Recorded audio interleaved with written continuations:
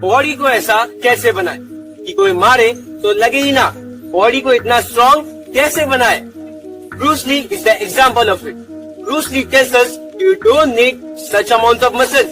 बस आपको इतने मसल चाहिए कि आपकी बॉडी को वो प्रोटेक्ट कर सके।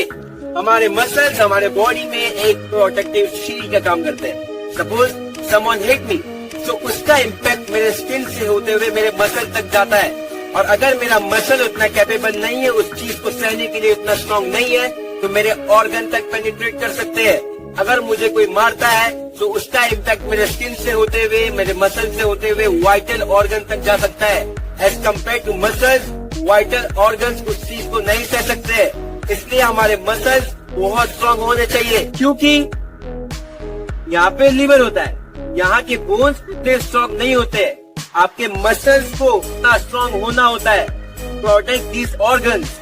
So do this following thing to become as stronger as Bruce Lee. Number 1 is conditioning exercise. Body weight prepare करते हो तो push up, pull ups, sit ups, squat, spike push up. Gym जाना prepare करते हो तो squat, bench press, in short gym वाला workout. अब मुझे डीप में नहीं जाना है कि कौन कौन सी एक्सरसाइज करनी है, मुझे बस ये बताना है कि एक्सरसाइज कैसी करनी है। पुशअप या पुलअप तो हमेशा रहेंगे, चाहे आप जिम जाना प्रिफर करो या बॉडी वेट। इम्पोर्टेंट ये है एक्सरसाइज सिलेक्शन। अगर आपको पुशअप करना बहुत इजी लगता है तो डिक्लाइन पुशअप करो, नहीं तो नेगेटिव को कंट्रोल। जिम जाते हो तो इजी है, या तो वेट बढ़ाओ, या तो नेगेटिव को कंट्रोल करो, या फिर रेप्स बढ़ाओ। ये याद रखना कि अगर तुम 3 to 5 रेप रेंज में हो तो स्ट्रेंथ इंक्रीज कर रहे हो, और 6 से 12 रेप रेंज में हो तो मैक्सिमम मसल ग्रो करेगी। 15 या 20 के रेपिटेशन से ज्यादा कर रहे हो तो एंड्योरेंस बढ़ेगा। हमें तो तीनों चीज चाहिए, तो वर्कआउट को स्मार्टली डिजाइन करना होगा, और वो पूरा अलग टॉपिक है। Second is animal movement. One of the best exercise for strength, hypertrophy, endurance, mobility. Animal movement की एक खास बात है कि ये कंपाउंड मूवमेंट है, एक ही साथ बहुत सारी मसल स्ट्रेन होती है। Like if you are doing this bear crawl, तो आपके शोल्डर के साथ साथ आपके एब्स, शोल्डर, ऑब्लिक्स और लोअर बैक सब एक साथ ट्रेन होते हैं। थर्ड इज दिस, आपने ब्रूस ली को बहुत बार करते हुए देखा होगा। सारे मसल को एक साथ कॉन्ट्रैक्ट, एक जगह पे खड़े हो जाओ, इनहेल, दिस, कुछ सेकंड का पॉज लो और वापस। अब आपको बहुत ज्यादा टाइम के लिए अपनी सांस रोक के रखना जरूरी नहीं है।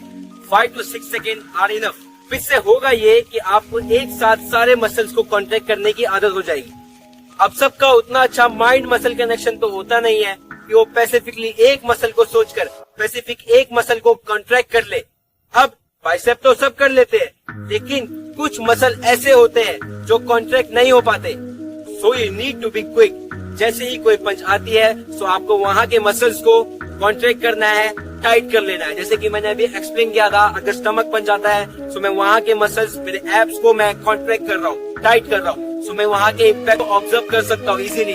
तो ये कॉन्ट्रैक्शन की प्रैक्टिस करने से अगर कोई पंच आता है तो आप बिना सोचे उस मसल को फ्लेक्स कर सकते हो।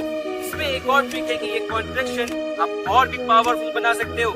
सामने वाले का स्ट्राइक आपको लगेगा भी नहीं, making your body rock solid, और वो है हिसिंग साउंड।